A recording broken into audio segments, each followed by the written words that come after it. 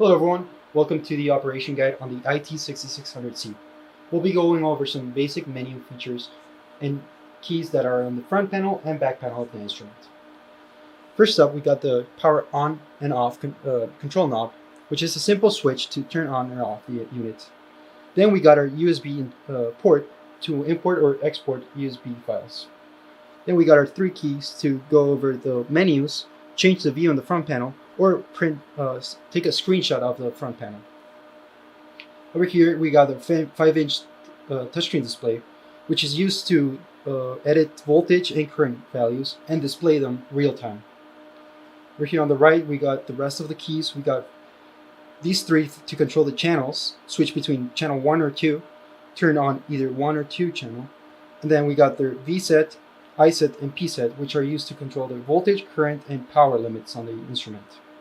We also have a recall button to recall different configuration settings, and a shift that gives us access to a whole other menu that you can see on the blue letters.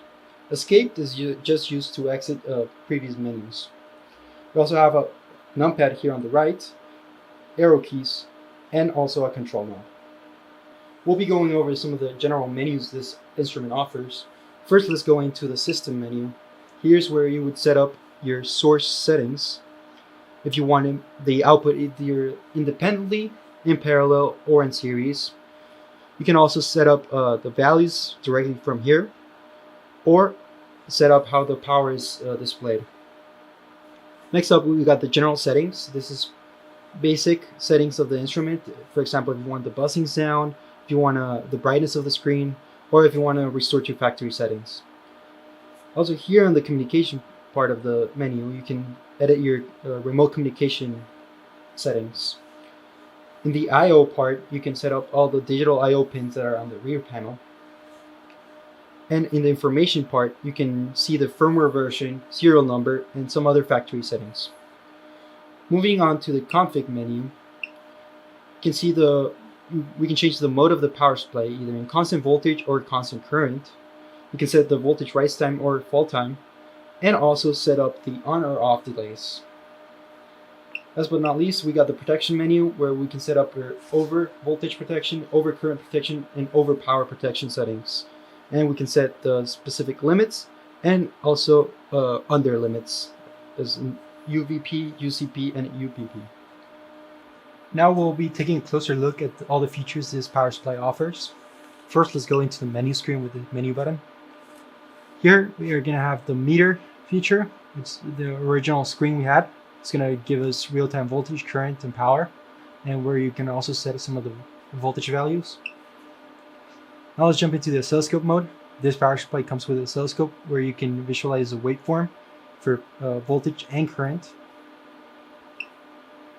We also have a recorder function, which lets you do data logging to analyze the specific parts of your waveform through time. You got a really useful battery emulator function where you can input your battery specs and start emulating a battery. We also have the list function where you can have multiple steps at different voltage levels and different slew rates.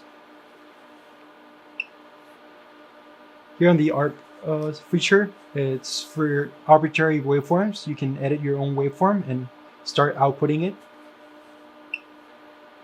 We also have a road vehicle standard pre-configured into the system. We got DIN, ISO, LV, and some other standards as you can see on screen.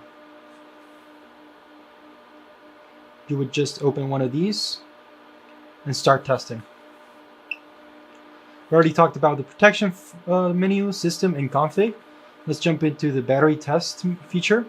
Here you can do battery cycling, you can do charge or discharge, depending on the specs of your battery that you're going to be testing. You would do it here. You can change between channel 1 or 2. We also have solar array simulation, which you can do in this specific section, where you have your IV curve. You can edit your IV curve either here or in a CSV file and upload it to the USB interface. We also have pre-configured IEC standards for testing. We got 417 and 429, and you could edit the values right here. As you can see, the table changes. You add your steps, and that's about it.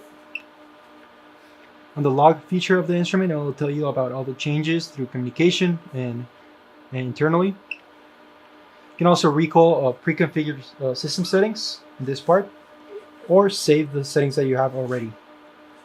On the AC meter, it will just tell you about the AC coming in and coming out due to its regenerative capabilities. And offline, this is when you have multiple units. It'll tell you which of the specific units in your system is down or which one is online.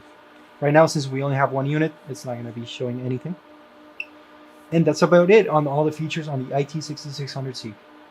Now let's take a closer look at the rear panel of the IT6600C.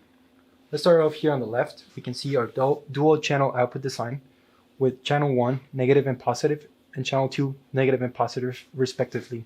We also have our voltage sense for channel 1 and channel 2. This is to account for voltage drop-offs. And we also have our optional slot for GPIB or analog interfaces. Over here we have our control pins. These are used for parallel configurations when you want to control other slave units. We got our RJ45 connector for Ethernet and LAN communication. Also all our digital I/O pins from 1 to 7 with each one with a specific function. We got our CAN high and low for CAN communication and our USB port. We also have our system bus connections that uses optical fiber to achieve the highest speeds possible. Down here we had our AC power in, 3-phase with our earth terminal connected to. The IT6600C offers versatile, high-density power testing with a robust user interface and advanced safety features. Its dual-channel design, regenerative efficiency, and multiple configuration options make it a powerful tool for complex power testing in automotive, renewable energy, and industrial applications. For more additional details, please refer to the user's manual or contact our support team. Thank you.